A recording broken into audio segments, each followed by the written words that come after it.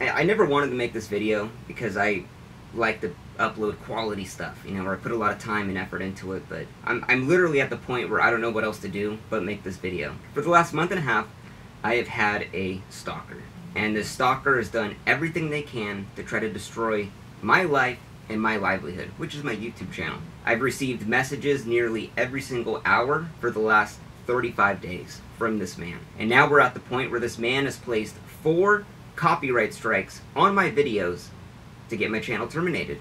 Because YouTube's rules, well, if you get 3 strikes, your channel's donezo. But YouTube has done absolutely nothing to help me out in this situation. Now, this stalker is so vicious that I've had to hire a private investigator, a cyber harassment litigation firm, and a copyright attorney. So who is this stalker and why is he doing this to me, trying to ruin my YouTube channel? Now, I mentioned this stalker in one of my most recent videos about the Xbox Underground hackers. And one of the hackers that was arrested for hacking into the US military and all of that, his name is Sinet. And Sinet has been the absolute scum of the earth for the last fucking month and a half. I genuinely fear for my life at this point. I've had to move out of where I live. I've had to change fucking all of my shit because this guy is just seeping into every personal aspect of my life to try to fuck it up. So just keep this in mind. Sinet is a hacker that pled guilty to hacking into the United States government, and now he is stalking me. So this guy's got the skills to really fuck up my life. So why is Sinet doing this, you might ask? So when I was making this video, I saw that Sinet had done an interview about all of his crimes publicly on the Darknet Diaries podcast. Great podcast, nothing bad to say about it. So because he had done that public interview, I messaged Sinet thinking that he'd be open to do an interview with me. And I sent him a really nice thing stating, hey, I'm just looking to pick your brain about some stuff. But Sinet tells me he doesn't want to do the interview. He wants nothing to do with me, which is fine. I totally get it. He says he's turned down people who have made docuseries on Netflix. Okay, whatever. But then Sinet starts telling me that I should move on from this story, that I probably shouldn't even make this video, because everyone wants to forget about it. So I tell Sinet, hey man, I understand where you're coming from, and that's it at the end of the day. I don't say anything beyond that. So Sinet never responds back to my message, and I get working on the video. The story of the Xbox Underground, his story, has been told thousands of times, so I'm gonna tell it in my own way. So 2 months later, I published my video on July 25th, 2023. And the video's a 1 out of 10, it's doing really well. I'm really proud of it. But then, 2 days later, after not talking to Sinet for maybe about 2 months, I start to receive all of these threats from Sinet on Twitter. And he says, yo, that video got me feeling some way about you right now as a person. You proved all you care about is views. That's why you never got the time of day. So I ignore the message. Whatever, he's upset with it. The story's been told 1,000 times. So on July 28th is when the harassment starts, this sophisticated stalking campaign. He's calling me a piece of scum, telling me I shouldn't be a YouTuber, and he's sending me tweets every single hour, all through the night, telling me, Vince, I believe that was nice when I said I wanted to leave it all behind. To claim to understand that and still make a video is low. All because I told him in that original message I sent him that I understand why he's declining. I never said I understand and I'm not going to do the video, but that's what he thinks. So he continues on about a piece of shit, story chaser, leave me alone, and then he sends me a private message. Now this is interesting. Sinet tells me, the scene is made of where, and I'll be posting my personal email in the video. Now, the scene is the hacking scene. So pretty much it's a soft-handed threat that I should be shooting bricks because they are going to come after me. So mind you, I'm not responding back to any of this. And then he starts posting on my Twitter account, what Vince Vintage is no different than a creeper who fondled the female when she says no.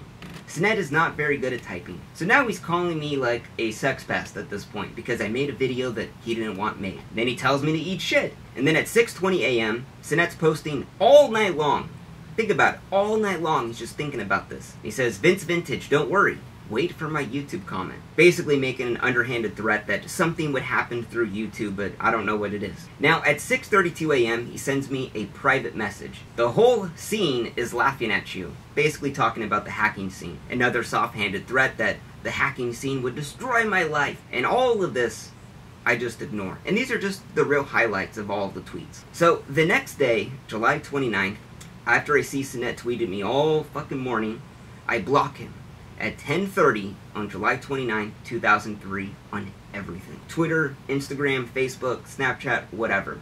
And then 93 minutes after blocking him, I get a DMCA claim on the video that he was trying to get me to take down by an Adam Chester. Now, Adam Chester provided an email, adamchester3@protonmail.com, which, if you don't know, Proton Mail is notoriously used by hackers to hide their identity, which Sinet pleaded guilty to hacking into the US government. The timing of Adam Chester copyright striking my video was very suspicious after Sinet had harassed me over 13 hours non-stop. So I email YouTube's copyright team, and then I email Adam Chester to find out what these claims were. Because this video that was doing so well is taken down, and I'm extremely upset at this point. So at 4:17 a.m., the same time that Sinet was consistently harassing me, Adam Chester responded to my email asking what these copyright infringements were. And he said, "I'll have to check on that, but I'm traveling." Though I remember it was for multiple copyright infringements. As far as I remember, there were multiple other videos on your channel which violate my copyrights. But for now, I have not filed those strikes, since 3 strikes in 90 days leads to your channel getting banned. Just be careful in future videos.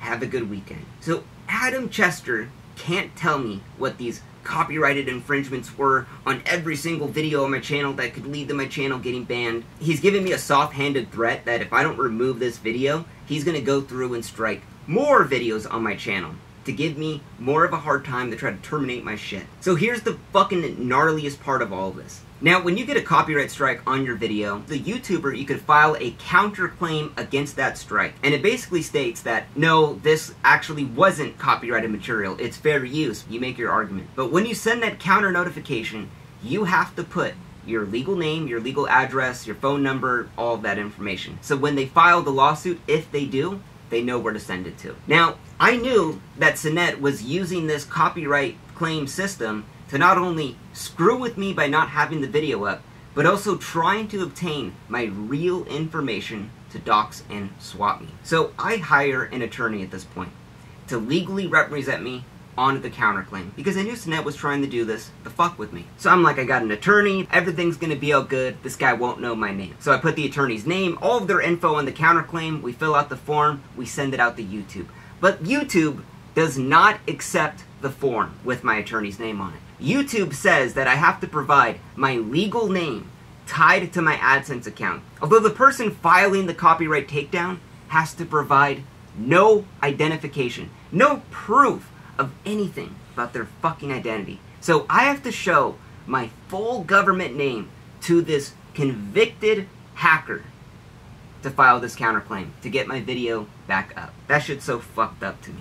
So I filed the counterclaim with my legal name, but my attorney's email, address, phone number, and YouTube finally accepts the claim. And basically, the attorney wrote up this thing about all the copyright violations and why they were BS. Adam Chester, Sinet, was saying that a ABC7 news clip was actually his, that I used on my video. So we just sent the actual clip of the ABC7 from YouTube and being like, no, this is their clip, not Adam Chester. Adam Chester had no registered trademarks or copyrights to any of that stuff in the footage. So the whole thing was just BS right there. So after I filed a counterclaim that Adam Chester, which is Sinet, gets a copy of, Sinet leaves a tweet directed at me, even though I blocked him on Twitter. And he says, at least he was man enough to pull down the video. However, he was still a bitch. Instead of saying sorry, he pulls the video down and blocks me. How can someone be so asinine is beyond me. So Sinet's playing dumb here. Oh, at least he was man enough to pull down the video, but he's still a bitch. Whatever. We'll see a lot more of this in the future. So now it's August 1st, 2023. I have Sinet blocked on Twitter.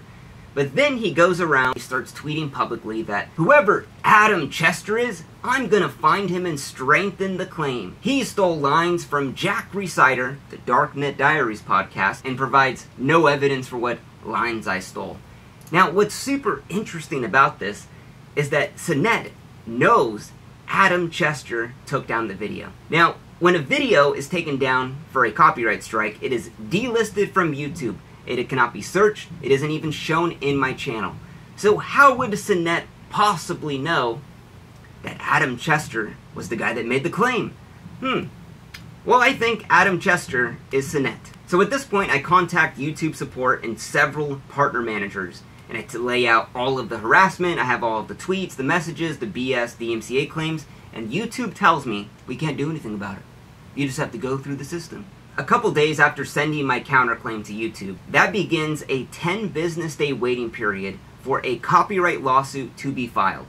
In this case, Adam Chester would have 10 days to file a copyright lawsuit. And if he doesn't, well, my video gets to go back up on YouTube. So Adam Chester sends me a lengthy email telling me to take away my counter notification so the video's gone forever, and that he's gonna sue me for harassment and copyright infringement if I leave the video up, if I basically keep the copyright notification there. So we ask Adam Chester for his legal information, and then Adam sends an email back saying, I kindly request that you just withdraw your counter notification. Then he says he can't tell us the details of his legal team. And then he says that all of the claims of all of the copyright infringements is over $1 million USD that I would pay him if I left this video up. And then he continues to say that I keep harassing him. And then he ends the email saying that if I don't want to take down the video, don't even respond back to me because I'm not talking to you anymore. So we just don't respond back to Adam Chester, knowing that I know deep down that this is just Sinette trying to fuck with me. The next day, on August 10th, I don't want to live my life in fear anymore. I'm like, you know what? I'm not going to block this guy like a little bitch. I'm just going to unblock him and just be free.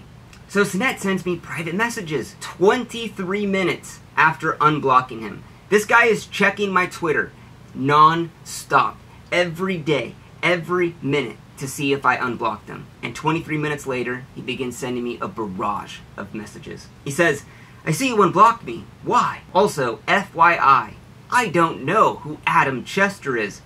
How would you know? No one can see the video. How would you know who Adam Chester is? Oh, because you are him. Then he says, however, I did have the one on archive removed personally.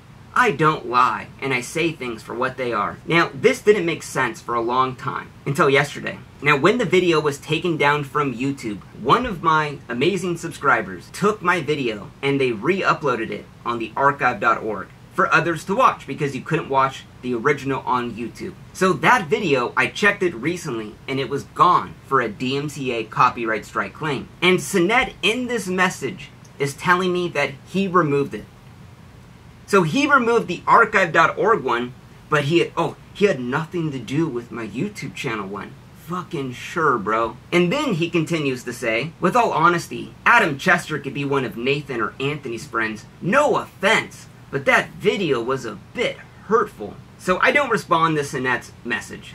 And then at 3:18 a.m., you know, Sinette's normal operating time, he sends me 2 more private messages on Twitter. He says, what's funny is, I even hinted and said this was old news, and I wanted it dead. So you have control over this story being alive or dead? This man just continues to message me and tells me that he wanted it dead, and he wanted it killed. And then Sinette begins to message me a sob story about how hurtful my video was, and how I triggered his PTSD so bad, and that the EMTs had to inject him with Ativan. So, because my video gave you PTSD, you could copyright strike it. So keep in mind, the story that I told about Sinette has been told thousands of times online. So why is my video in particular so hurtful to him to cause his PTSD? And you know what's crazy to think is that all of this stems because I asked him for an interview. If I never asked him for that, this probably would have never happened. So now at this point, with him sending me all these messages and continuing to just harass me, I'm like, I don't know what the fuck this guy's capable of. So I hire a private investigator to do a full, comprehensive background check on Sinette. Because I wanted to find out, could I file a restraining order against them? Could I file a cease and desist? Could I file a fake DMCA lawsuit against them? Does Sinette have any gun permits? Had he committed any violent crimes?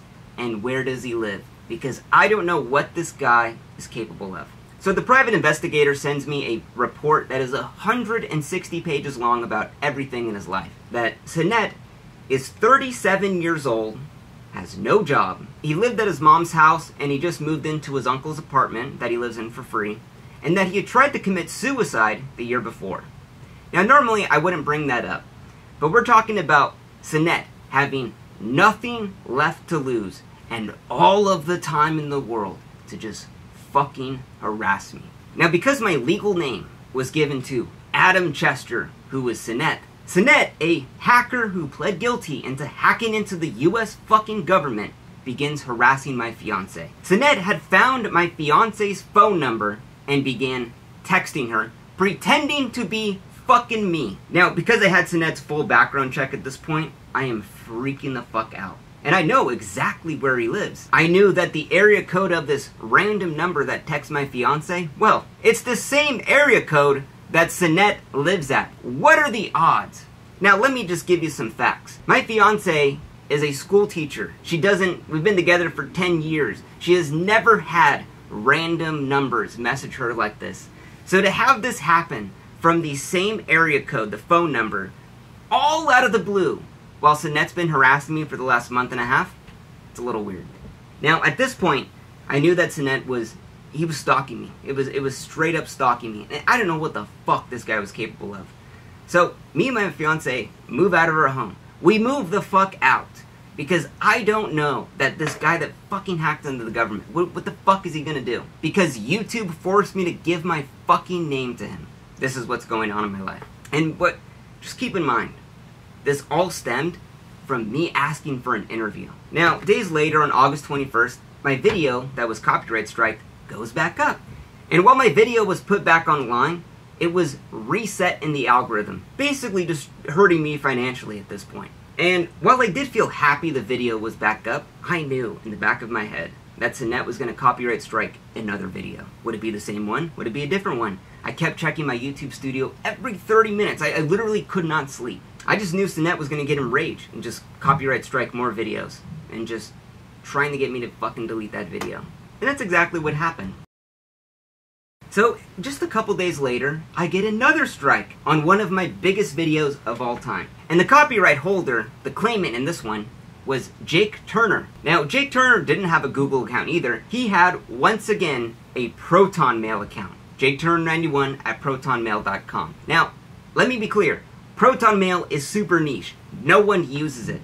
So why would it be two people that both have copyright claims against all of my videos happen to also have the same super niche hacker email service?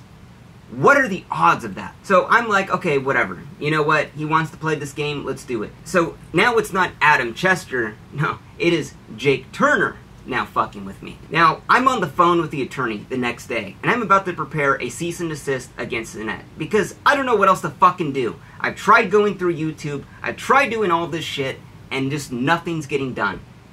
And then I get another strike on one of my biggest videos of all time. And I'm like devastated at this point. I'm like, I have 2 strikes on 2 videos. If I get one more of these from this fucking piece of shit filth, my channel's done. So I'm like freaking out. I don't know what to do. I called the attorney again. And then I get a 3rd strike on my channel. Everything that I've built over the past 3 years is about to be gone in 90 days now. All because a 37-year-old piece of shit, low-life loser who has nothing better to fucking do just wants it down and doesn't have to prove anything about it. I was so fucking mad when I got that 3rd strike that I fucking threw my phone at the fucking wall.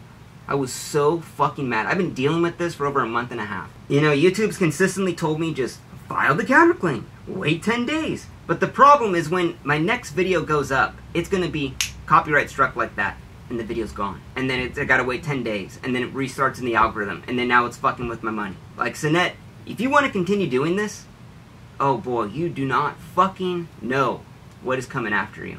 I've already filed a fucking FBI report against your ass. I've already hired a private investigator to find out where you fucking live. I've already hired a cyber litigation stalking fucking firm to protect myself against your creepy ass. And a copyright attorney, unless you want to pull any shiesty shit like that. Do not fuck with me. I will fuck with you so much harder than you ever could fucking dream. You thought the bar of soap in the prison was bad? Oh, fuck! You don't even know what the fuck's coming for your ass. And I told you to stop multiple times, and you continue to do this. And I tried handling this privately. But just like a big fucking cockroach, sometimes you gotta pull back the curtain and shine the light on it to get it to scatter up with the wall. Now, what's the craziest thing about this is, like, I am so thankful to be in a position where I could afford to get help like this. You know, to pay for a private investigator, pay for the attorneys. I literally couldn't imagine if I wasn't in that situation what to do. You know, the thing I love to do the most is, like, I've had a lot of jobs in my life, I've done a lot of things, and YouTube videos are like, it's like the greatest thing ever, you know? Absolutely love it. I love making the videos, I love putting in all the work, the writing, the animating. I love it. I would never ever change it. And what's upsetting to me is that this situation has taken away my resources and time from making more YouTube videos that I love. It's the one thing I truly love to do. And I can't do that right now because my entire world is consumed by this. If I was to re-upload another video, Sinet would do this again. And he's probably going to do it on this video.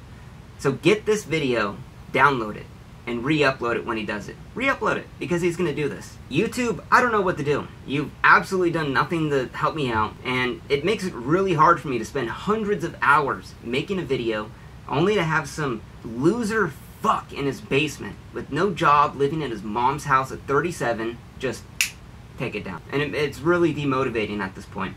And I'm at the point where I'm prepared to spend more money to take this guy to court, to get injunctions, to get harassment, you know, restraining orders. I don't care. So, end of the day, I just want to make more videos, and this stalking thing has just absolutely consumed my life. So, as of right now, I'm going to be honest, I'm running out of solutions. So just make sure to download this video and re-upload it, because Sinet's going to probably take it down again.